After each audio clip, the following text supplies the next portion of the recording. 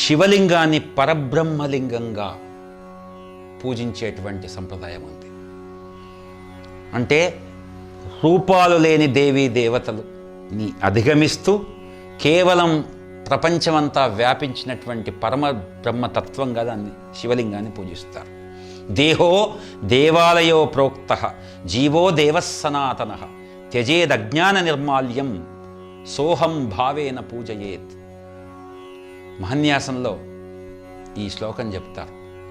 ఒక దేహమే దేవాలయం, జీవుడే సనాతన దైవం, మనలో ఉన్నటువంటి నిత్య చైతన్యమే ఆ శుద్ధ చైతన్యంలో అంతర్భాగం. త్యజేత్ అజ్ఞాన నిర్మాల్యం.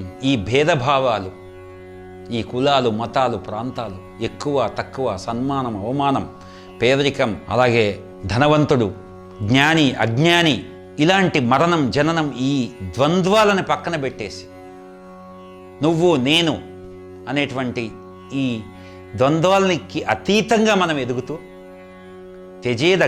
సోహం భావేన స అహం, ఆ మొత్తం సర్వే సర్వత్రా వ్యాపించినటువంటి భగవత్తత్వమే నేను అనే భావంతో మనం ఉండాలని చెప్తుంది.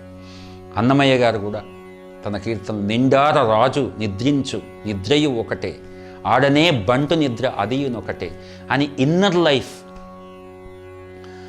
గురించి చెబుతూ ఆయన ఈ మాట అంటాడు. ఆ భక్తికి రాజుకు భేదం లేదు, ఒక పండితుడికి పామరుడికి భేదం లేదు, లోపల ఉండే జీవ చైతన్యం అంతా ఆ నారాయణ తత్వమే అని చెప్తాడు. అక్కడ నారాయణ శివ అనే మాటకు తేడా లేదు. శివుడు విష్ణువు ఇద్దరూ ఒకటే, అదే అద్వైత స్థాయి. ఆ స్థాయిలో మనం ఉండి ఈ శివరాత్రికి మనం ఆ పరబ్రహ్మతత్వాన్ని, బుద్ధుడు సూచించినటువంటి నిర్వాణం, జైనుడు చెప్పిన కైవల్యం, శైవులు చెప్పే కైలాసం, వైష్ణవులు చెప్పే వైకుంఠం, అలాగే వేదాంతులు చెప్పే ముక్తి, వీటన్నింటికి ఒకటే గమ్యం, పేర్లు వేరే. ప్రశాంతమైన ఆధ్యాత్మిక స్థాయిని మనం ఆ శివుడితో కనెక్షన్, జ్ఞానంలో శివుడితో కనెక్ట్ అయి పొందుదాం.